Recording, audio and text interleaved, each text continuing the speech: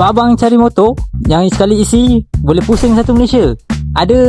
Ini dia SYM Husky 150. Guys, let's go.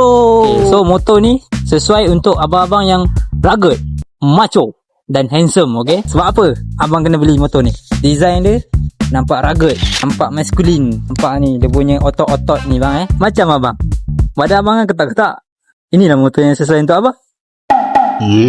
Okay bang, untuk tangki minyak dia 15 liter bang. Sebab tu saya cakap boleh pusing satu Malaysia sekali isi. Okay, kawan abang pakai LC 2-3 hari dah kena isi minyak. Abang 2-3 minggu belum tentu isi minyak bang. Silap-silap abang tak jumpa pun lah tangki minyak. Dia punya posisi riding dia memang selesa.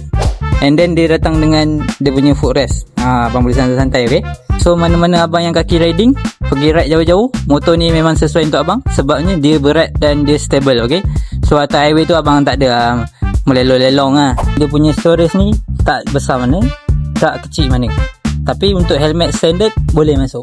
Okay, muat atau muat. Okay bang, so untuk motor ni player-player dia semua dah modified bang motor ni. So kalau abang tengok atas jalan raya tu, mana yang standard tu abang ludah je. So player-player SYM Husky, sila hadirkan diri. Okay, saya mau tengok sikit motor-motor korang.